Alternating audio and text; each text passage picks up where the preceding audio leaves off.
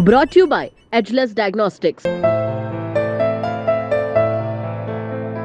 Ageless Diagnostics.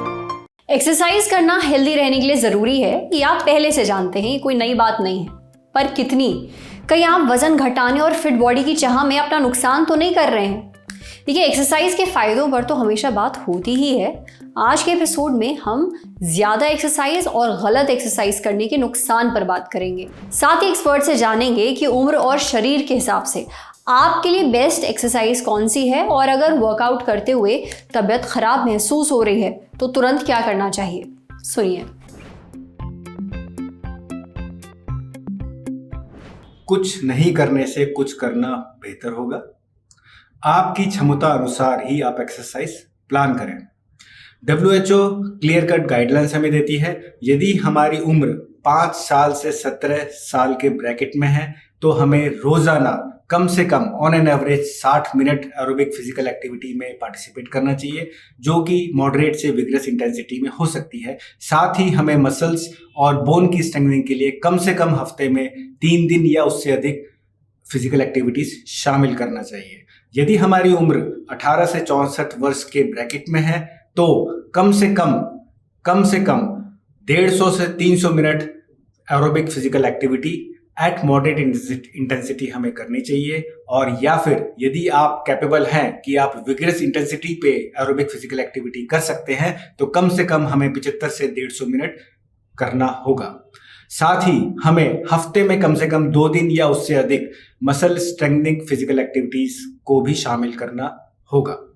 यदि हमारी उम्र सीनियर सिटीजन यानी कि 65 और उसके ऊपर है तो एडल्ट वाले सारे नॉर्म्स अप्लाई हो जाएंगे। साथ ही कुछ मल्टी कंपोनेंट फिजिकल एक्टिविटी भी हमें शामिल करनी होगी, जैसे कि फंक्शनल बैलेंस एक्टिविटीज, ताकि आगे जाकर हमारी जो रिस्क ऑफ फॉलिंग है वो लगभग खत्म हो जाए। ज्यादा इंटेंस वर्कआउट काफी प्रचलन में है और काफी लोकप्रिय भी है, लेकिन ज्यादा इंटेंस वर्कआउट कई बार हमें मुश्किलों में डाल सकते हैं। जैसे कि जब हम अत्यधिक इंटेंस वर्कआउट करते हैं तो हमारे मसल्स और जॉइंट्स पे अत्यधिक स्ट्रेस पड़ता है, जिसकी वजह से हमें इंजरी होने के चांसेस ज़्यादा हो जाते हैं। ज़्यादा इंटेंस वर्कआउट करने से ओवरऑल पूरे बॉडी पे ज़्यादा स्ट्रेस पड़ता है, जिसकी वजह से body stress releasing hormone release करती है, जो कि अधिक मात्रा में हो सकता है और जिससे IBS और IBD डेवलप हो सकते हैं। इम्यूनिटी हमारी लो हो सकती है। कुछ लोगों में ओवर ट्रेनिंग या बर्नआउट के सिम्टम्स भी डेवलप हो जाते हैं। Loss of appetite, loss of sleep काफ़ी कॉमन है।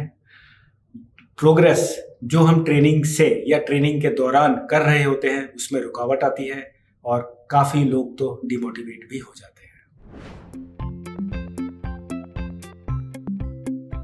वर्कआउट के दौरान कुछ ऐसे सिम्टम्स डेवलप हो जाते हैं जिन्हें हमें जाने या अनजाने में भी इग्नोर नहीं करना चाहिए, जैसे कि अकारण या अचानक से वेट लॉस हो जाना, लगातार फीवर के बने रहना, आउट ऑफ ब्रेथ या शॉर्ट ऑफ ब्रेथ अचानक से हो जाना, बॉवल हैबिट्स में अचानक से कुछ बदलाव हो जाना, जैसे कि कॉन्स्टिपेशन या डायरिया का लगातार बने रहना, फोकस करने में डिफिकल्टी आना, बहुत कम खाने के बावजूद पेट का भरा भरा लगना।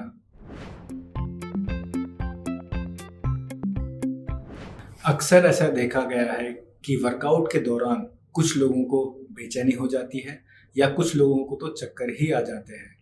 आमतौर पर ऐसा पाया गया है कि ऐसा होने के कारण लो BP, शुगर लेवल का डिप कर जाना या ओवर एक्सेसिव बॉडी टेम्परेचर हो सकता है।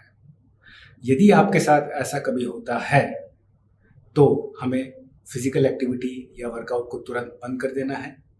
या तो हम बैठ जाएं या फिर हम जमीन पे, फ्लोर के ऊपर, मैट के ऊपर हम लेट जाएं और अपने पैरों को थोड़ा सा ऊपर की तरफ उठा लें, जिससे कि ब्लड सर्कुलेशन बेटर हो जाए, यानी कि टूवर्ड्स द ब्रेन।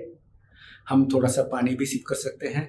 हम कुछ स्नैक्स भी ले सकते हैं, ऐसे स्नैक जिनमें कार्बोहाइड्रेट प्रचुर मात्रा में हो और साथ में कुछ प्रोटीन भी हो। उदाहरण के लिए एक बनाना विथ सम पीनट बटर और may be A granola bar. In case आपका बॉडी टेम्परेचर अचानक से शूट अप कर गया है तो उस केस में हम किसी कपड़े को, किसी रुमाल को हम आइस कोल्ड वाटर में डिप कर सकते हैं और उसको हम अपनी गर्दन के चारों तरफ या फोरहेड के चारों तरफ लपेट सकते हैं। इससे आपका बॉडी टेम्परेचर बहुत ही जल्दी नीचे की तरफ आ जाएगा। साथ ही हम लंबी और गहरी सांस ले सकते हैं, ये भी काफ़ी हद तक आपके लिए सहायक होंगे। सुना आपने, एक्सरसाइज करिए पर सही एक्सरसाइज और अपनी उम्र के मुताबिक। अगर वर्कआउट करते हुए आपको बेहोशी महसूस हो रही है, चक्कर आ रहे हैं, तो जो एक्सपर्ट ने टिप्स बताई हैं उन्हें ज़रूर फॉलो करिए। अब बढ़ते हैं सेहत के अगले सेगमेंट की तरफ। तन की बात। आपके बालों की सेहत आपके सिर की खाल यानी स्कैल्प पर निर्भर करती है। जानिए इसको हेल्दी रखने के लिए क्या करें।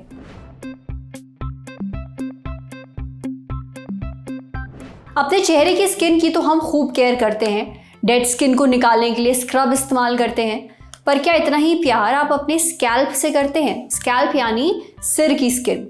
हम अक्सर ये भूल जाते हैं कि हमारे बालों के नीचे स्किन है और आपके शरीर में बाकी स्किन की तरह इसे भी साफ करने की बहुत ज़रूरत पड़ती है। इस पर डेड स्किन, पसीना, डैंड्रफ और गंदगी जमा होती रहती है, ऑयल भी। शैम्पू से आपके बाल तो साफ हो जाते हैं पर स्कैल्प पर जमा इन चीज़ों को वो पूरी तरह से साफ नहीं कर पाता। इसके लिए आपको स्कैल्प एक्सफोलिएशन करना पड़ता है। एक्सफोलिएशन यानी स्किन की बाहरी परत से डेड स्किन सेल्स निकालना। अब इसके लिए आप क्या कर सकते हैं, ये हमें बताया डॉक्टर गोविंद भारतीय ने। वो बताते हैं कि अगर आपको डैंड्रफ, ऑयली बाल या फिर ड्राई बालों की दिक्कत है तो स्कैल्प एक्सफोलिएशन आपके लिए बहुत ज़रूरी है।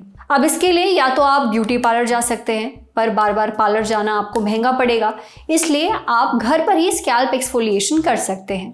इसमें भी आपके पास 2 विकल्प हैं। बाजार में कई तरह के स्कैल्प एक्सफोलिएंट्स जो हैं वो मिलते हैं, आप उन्हें खरीद सकते हैं। आपके एक्सपर्ट से पूछकर जो आपके लिए बेस्ट हो वो इस्तेमाल कर सकते हैं। शैम्पू करने के बाद गीले बालों पर आपको ये प्रोडक्ट लगाना है और फिर हल्के हाथों से अपनी खोपड़ी को मसाज देना है 5 से 10 मिनट। उसे अपने बालों पर लगाकर रहने दीजिए, फिर धो लीजिए। इसे धोने के लिए गर्म पानी का इस्तेमाल मत करिए।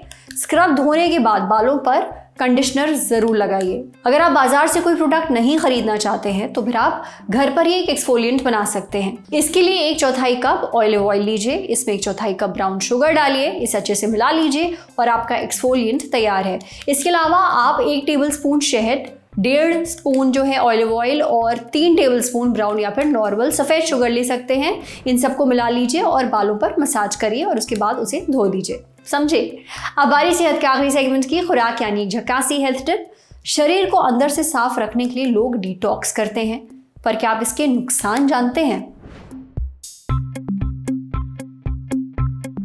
हेल्दी रहने के लिए शरीर को अंदर से साफ होना ज़रूरी है, इसलिए लोग खुद को डिटॉक्सिफाई करते हैं। डिटॉक्स यानी शरीर के अंदर की सफाई।